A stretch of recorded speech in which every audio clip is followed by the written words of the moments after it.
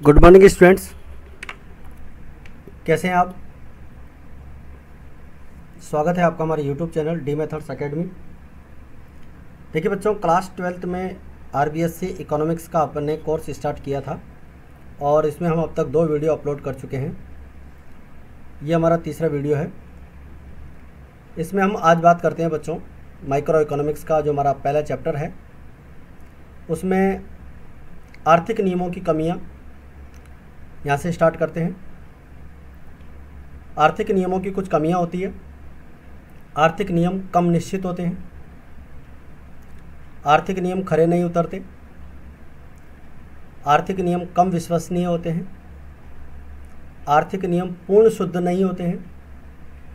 आर्थिक नियमों की अत्यधिक मान्यताएं होती है।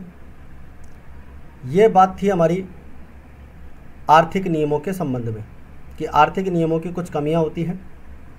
अर्थशास्त्र में जो आर्थिक नियम उपयोग में लिए जाते हैं उनमें ये कमियां पाई जाती हैं। मान्यता का अर्थ अगर अपन बात करें तो इससे तात्पर्य उन दशाओं, परिस्थितियों या शर्तों से है जिन्हें अपनाने पर अर्थशास्त्र के अनेक नियम लागू होते हैं। उन शर्तों और दशाओं को क्या कहते हैं? मान्यताएं कहते हैं। तो उन दशाओं, परिस्थितियों या शर्तें जिन्हें अपनाने पर अर्थशास्त्र के अनेक नियम लागू होते हैं उन्हें हम क्या कहते हैं? मान्यताएं कहते हैं। और अर्थशास्त्र में जो नियम लागू होते हैं उन्हें हम आर्थिक नियम कहते हैं। अब हम बात करते हैं अगले टॉपिक की। अगले टॉपिक में हम बात करेंगे अर्थशास्त्र की मान्यताएं। अर्थशास्त्र की क्या मान्यताएं हैं? अन्य बातें समान रहें। अब अन्य बातें कौन कौन सी होती है उनके बारे में अपन बात करेंगे आगे विस्तार से। आर्थिक इकाई की विवेकशीलता। आर्थिक इकाई की विवेकशीलता इम्पोर्टेंट होती है। आर्थिक मानव की मान्यता इसके अंदर पाई जाती है। संतुलन की प्रारंभिक दशा पाई जाती है। सामाजिक, राजनीतिक और आर्थिक संस्थाओं से संबंध पाया जाता है। जीव विज्ञान और भूगोल से संबंध होता है। अर्थशास्त्र का जो संबंध होता है वो जीव विज्ञान और भूगोल से होता है। अब हम बात करें आगे मुख्य आर्थिक समस्या। तो देखिए बच्चों, मुख्य आर्थिक समस्या का संबंध चयन से होने के कारण इसे चुनाव की समस्या भी कहते हैं। चुनाव की प्रथम समस्या प्रत्येक व्यक्ति द्वारा काम के आवंटन की होती है। यह आवंटन आराम और काम के बीच किया जाता है। आराम व काम के आवंटन के बाद विभिन्न आर्थिक समस्याओं का समाधान करने के लिए सर्वप्रथम संसाधनों का आवंटन किया जाता है।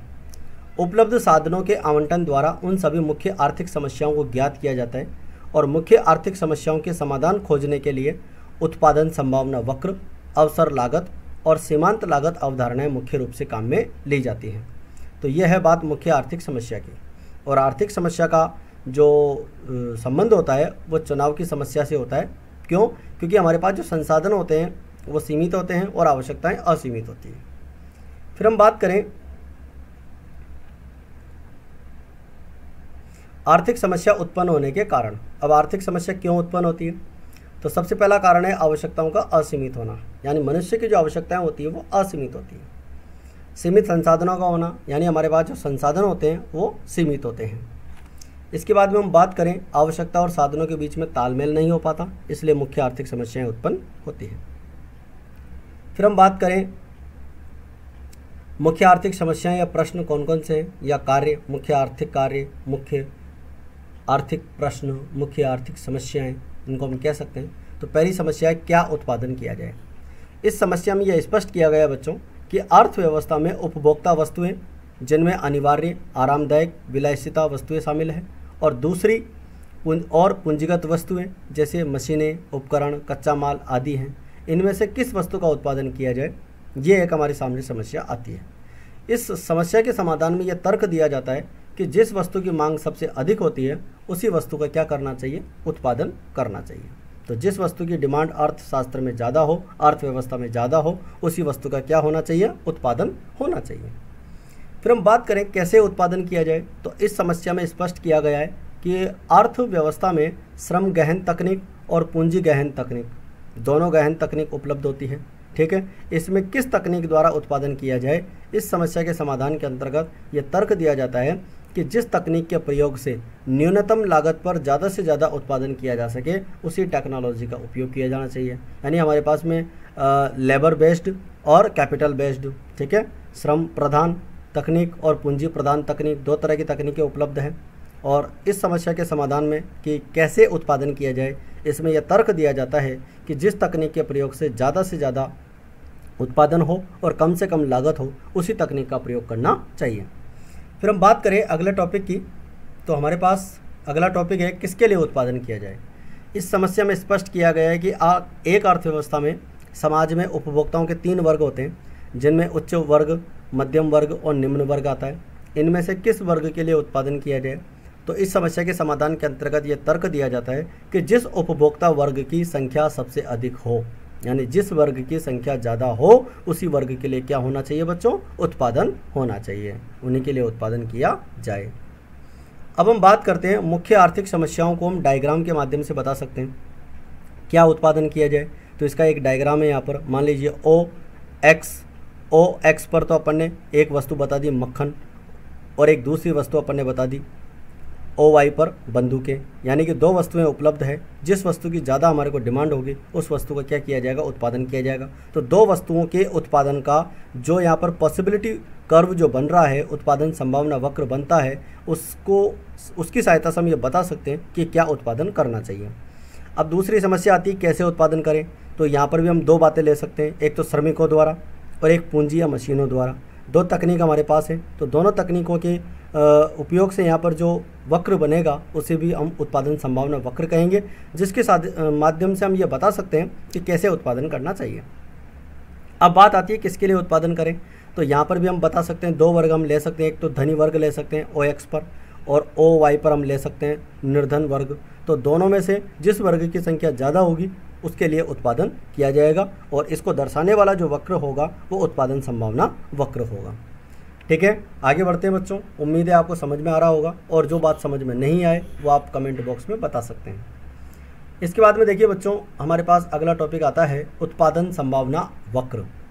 तो प्रोडक्शन पॉसिबिलिटी कर्व वह वक्र जो ये बताता है कि एक देश में उपलब्ध श्रेष्ठतम तकनीक और अपने सभी संसाधनों का उपयोग करते हुए वस्तु की भिन्न भिन्न मात्राओं के वैकल्पिक संयोग को जिन्हें वह देश उत्पादित कर सकता है, ऐसा वक्र उत्पादन संभावना वक्र या वस्तु रूपांतरण वक्र कहलाता है। यानी कि एक देश में जो उपलब्ध श्रेष्ठतम तकनीक है और जो भी उसके संसाधन हैं, उनका उपयोग करते हुए वस्तु की भिन्न भिन्न मात्राओं का वैकल्पिक संयोग जो यहाँ पर उत्पन्न होगा, उस उत्पादन संयोग को ही हम क्या कहेंगे? उत्पादन संभावना वक्र कहेंगे। उस संयोग से एक वक्र बनेगा जिसे हम उत्पादन संभावना वक्र कहते हैं। देखिए हमारे पास यहाँ पर बात आती है, एक देश में उपलब्ध संसाधनों को 2 वस्तुओं बटर एंड गन, ठीक है, मक्खन और बंदूकें के उत्पादन में अधिकतम कार्य कुशलता के साथ प्रयोग करने से दोनों वस्तुओं की होने वाली अधिकतम उत्पादन की संभावना को दर्शाने वाला एक वक्र होता है। यानी कि 2 वस्तुएं हैं, दोनों वस्तुओं का उत्पादन करना है, अधिकतम कार्य कुशलता के साथ प्रयोग करना है। ठीक है, तो दोनों वस्तुओं की जो ज़्यादा से ज़्यादा उत्पादन की संभावना होगी, उस संभावना को दर्शाने वाला वक्र उत्पादन संभावना वक्र कहलाता है। और इस उत्पादन संभावना वक्र को हम इस डायग्राम और तालिका के माध्यम से समझ सकते हैं। मान लीजिए हम यहाँ पे 2 वस्तुएं लेते हैं, मक्खन और बंदूक। ठीक है, यहाँ पर पहला संयोग होता है कि मान लीजिए मक्खन का उत्पादन कर ही नहीं रहे, पूरा का पूरा उत्पादन किसका कर रहे हैं? बंदूकों का कर रहे हैं। तो यहाँ पर जो है पूरा वक्र यहाँ पर इसका बन जाएगा। फिर मान लीजिए दूसरा संयोग है हमारे पास, एक वस्तु बढ़ाते जाएंगे इधर से, और इधर से यहाँ पर कम होता चला जाएगा। ठीक है, तो यहाँ पर 0 1 2 3 4 5 अपन लिख सकते हैं। और यहाँ पर जो दूसरी वस्तु है जिसका अपन उत्पादन करेंगे, उसका उत्पादन क्या होता जाएगा? कम होता चला जाएगा, जैसे इसका बढ़ेगा और दूसरी वस्तु का कम होता चला जाएगा। और तकनीकी प्रतिस्थापन की सीमांत दर यहाँ बनेगी। जैसे मान लीजिए यहाँ पर एक वस्तु का उत्पादन बढ़ाया तो यहाँ पर दूसरी वस्तु का उत्पादन कम हो गया, यहाँ पर एक दूसरी वस्तु बढ़ गई। ठीक है, तो यहाँ पर परिवर्तन 2 का हो गया। यहाँ पर ये जो एक वस्तु बढ़ेगी, एक एक का परिवर्तन सब में आएगा। ये देखो सबका परिवर्तन आ रहा है, लेकिन जो कमी होती जा रही है उसको अपन यहाँ पर देखते हैं। देखिए यहाँ पर 14 से 12 हुआ तो यहाँ पर अनुपात आ जाएगा 2:1। फिर 12 से 9 हो गया और इधर 2 से 3 हो गया। तो 2 से 3 यहाँ पर जो डिफरेंस आ रहा है वो 1 का ही आ रहा है। ठीक है, 12 से 9 का अगर अपन देखते हैं तो यहाँ पर डिफरेंस इधर तो 1 आ रहा है और इधर कितना हो जाएगा? 3 हो जाएगा, क्योंकि 12 में से अगर 9 माइनस करते हैं 3 हो जाता है। फिर इधर देखते हैं, इधर भी हमारे पास 3 से 4 हो रहा है, यानी एक वस्तु बढ़ रही है। इधर 9 से 5 अगर देखें तो हमारे पास कितने का परिवर्तन हो रहा है? 4 का परिवर्तन हो रहा है। ठीक है। और इधर देखें तो इधर एक का ही परिवर्तन हो रहा है और यहाँ 5 वस्तुएं थी और यहाँ पर बिल्कुल भी उत्पादन नहीं हो रहा है, इसका मतलब परिवर्तन 5 का हो गया। अब इन्हीं पॉइंट्स को लेते हुए हम यहाँ पर डायग्राम बना सकते हैं और इस डायग्राम में अपन देख सकते हैं कि हमारे पास ये ओ वाई हो गया और ओ वाई पे हमने जो है यहाँ पर एक वस्तु दिखाई है गन और इधर ओ एक्स पर हमने दूसरी वस्तु दिखाई है बटर, जिसका इन्हीं बिंदुओं को लेकर हम यहाँ पर जो है एक डायग्राम बनाएंगे और ये कहलाएगा प्रोडक्शन पॉसिबिलिटी कर्व। ठीक है बच्चों, जैसे यहाँ पर अपन देख सकते हैं 0 पे 15, तो ये देखो यहाँ से 0 पे 15 आ गया। ठीक है, तो 1 2 4 14, तो 1 से ये 14 यहाँ पर हो गया। ठीक है, 15 से जस्ट नीचे 14 हो गया। 2 पे 12, तो यहाँ से 2 और ये पॉइंट इधर वाई पे 12 आ गया। ठीक है, फिर 3 पे 9, तो ये 3 हो गया एक्स पर और 9 हो गया वाई पर, तो इस तरह यहाँ दूसरा बिंदु यहाँ आ जाएगा। और चौथा हो जाएगा 4 पे 5, तो ये 4 हो गया और यहाँ पर ये 5 आ जाएगा। ठीक है, 6 के थोड़ा सा नीचे है तो 5 हो जाएगा ये, और यहाँ पर 5 पे 0 हो जाएगा, तो ये 5 हो गया और इस पर ये 0 हो गया। और इन बिंदुओं को मिलाने पर जो वक्र बनेगा, जो कर्व बनेगा, वो होगा बच्चों production possibility curve. I think यहाँ तक की बात आपको समझ में आई होगी।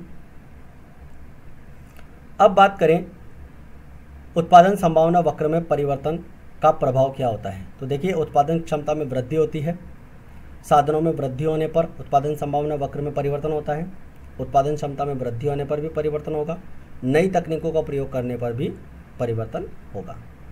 अब बात करते हैं अवसर लागत की अवधारणा। उत्पादन के संसाधनों को जब किसी एक वस्तु के उत्पादन में लगाते हैं तो उन संसाधनों को अन्य वस्तुओं के उत्पादन में नहीं लगा सकते, अर्थात अन्य वस्तुओं के उत्पादन का अवसर गंवाना पड़ता है, यानी त्यागना पड़ता है। अतः त्यागी गई वस्तु की लागत को उत्पादित वस्तुओं के उत्पादन की अवसर लागत माना जाता है। इस प्रकार एक वस्तु के उत्पादन की अवसर लागत उस वस्तु के उत्पादन के स्थान पर अन्य वस्तु के उत्पादन की त्यागी गई मात्रा होती है।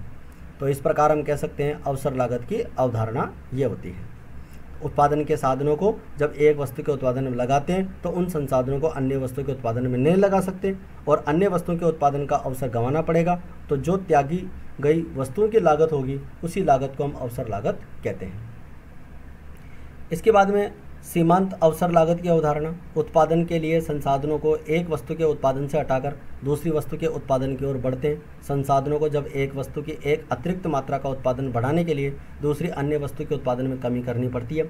इस प्रकार एक अतिरिक्त मात्रा का उत्पादन बढ़ाने के लिए दूसरी वस्तु के उत्पादन में कमी की जाएगी, तो दूसरी वस्तु के उत्पादन में की गई कमी की मात्रा प्रथम वस्तु की सीमांत अवसर लागत कहलाएगी। तो ये सिंपल सी बात है बच्चों, यहाँ पर उत्पादन के लिए संसाधनों को एक वस्तु के उत्पादन से हटाकर दूसरी वस्तु के उत्पादन में लगाया जाता है और संसाधनों को जब एक वस्तु की अतिरिक्त मात्रा का उत्पादन बढ़ाने के लिए दूसरे अन्य वस्तु के उत्पादन में कमी करनी पड़े तो वह सीमांत अवसर लागत कहलाती है। अगला टॉपिक है बच्चों अर्थव्यवस्था का अर्थ। इससे तात्पर्य एक ऐसे संस्थात्मक ढांचे से है जिसमें वैज्ञानिक आर्थिक क्रियाओं का संचालन किया जाता है। ऐसे संस्थात्मक ढांचे को अर्थव्यवस्था कहते हैं। अर्थव्यवस्था के प्रकार की अगर हम बात करें, विकास के आधार पर जो अर्थव्यवस्था होती है वो एक विकसित अर्थव्यवस्था होती है। ऐसी अर्थव्यवस्था जिसमें पूंजी निर्माण, तकनीकी प्रगति, आधारभूत सुविधाओं की मात्रा, राष्ट्रीय आय, जीवन स्तर आदि की वृद्धि उच्चतम होती है, वृद्धि दर उच्चतम होती है, जैसे अमेरिका। फिर है विकासशील अर्थव्यवस्था, एक ऐसी अर्थव्यवस्था जिसमें पूंजी निर्माण की दर, राष्ट्रीय तकनीकी विकास, जीवन स्तर आदि में निरंतर वृद्धि होती रहती है, तो उसे हम विकासशील अर्थव्यवस्था कहते हैं।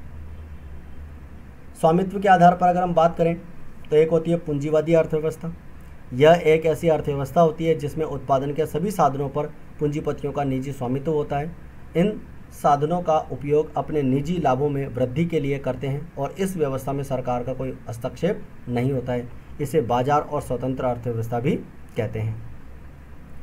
इसके बाद में पूंजीवाद की विशेषताएं आती है। पूंजीवाद की विशेषताओं में सबसे पहली बात है साधनों का निजी स्वामित्व होता है, पूर्ण रोजगार होता है, उच्च राष्ट्रीय आय होती है, ठीक है, और उच्चतम जीवन स्तर होता है। यह है पूंजीवादी अर्थव्यवस्था की विशेषताएं। फिर हम बात करें अगली अर्थव्यवस्था, समाजवादी अर्थव्यवस्था, नियोजित अर्थव्यवस्था। यह एक ऐसी अर्थव्यवस्था होती है जिसमें उत्पादन के सभी साधनों पर सरकार का स्वामित्व होता है। तथा सरकार इन साधनों का प्रयोग समाज हित और समाज के कल्याण के लिए करती है तथा प्राप्त आय और उत्पादन को समाज के सभी वर्गों में समान रूप से बांट दिया जाता है। ऐसी अर्थव्यवस्था को समाजवादी या नियोजित अर्थव्यवस्था कहते हैं। जैसे रूस और चीन की अर्थव्यवस्था, इसे केंद्रीय योजनाबद्ध अर्थव्यवस्था भी कहते हैं।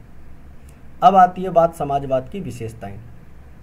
साधनों पर सरकार का स्वामित्व होता है। ठीक है, समाजवादी जो अर्थव्यवस्था होती है बच्चों, उसमें समाजवाद पर साधन जो होते हैं, उत्पादन के साधन, उन पर सरकार का स्वामित्व होता है। सामाजिक कल्याण का उद्देश्य होता है। पूर्ण रोजगार की यहाँ पर प्राप्ति होती है। ठीक है, आय का समान वितरण होता है, समान वितरण होता है, इक्वल डिस्ट्रीब्यूशन। इसके बाद हम बात करें मिश्रित अर्थव्यवस्था। यह एक ऐसी अर्थव्यवस्था होती है जिसमें पूंजीवादी अर्थव्यवस्था और समाजवादी अर्थव्यवस्था दोनों की क्या पाए जाते हैं, लक्षण पाए जाते हैं। ऐसी अर्थव्यवस्था को मिश्रित अर्थव्यवस्था कहते हैं, जैसे भारत की अर्थव्यवस्था। और मिश्रित अर्थव्यवस्था की विशेषताओं की अगर हम बात करें तो समाजवाद और पूंजीवाद दोनों का मिश्रण पाया जाता है। सामाजिक कल्याण और लाभ प्राप्ति का उद्देश्य पाया जाता है। विकासशील अर्थव्यवस्था पाई जाती है। सरकार का आधिपत्य होता है। ठीक है, यह था बच्चों हमारा अर्थशास्त्र में अर्थव्यवस्थाओं के प्रकार। आज के लिए काफ़ी इतना। अगली क्लास में मिलते हैं, अगले वीडियो में। वीडियो अच्छा लगा हो लाइक करें और अपने फ्रेंड्स के साथ ज़्यादा से ज़्यादा शेयर करें। कोई भी बात अगर समझ में नहीं आई हो आप कमेंट बॉक्स में डालकर बता सकते हैं। चैनल पर नए हैं तो आप सब्सक्राइब कर लीजिए। मिलते हैं अगले वीडियो में। जय हिंद, जय भारत।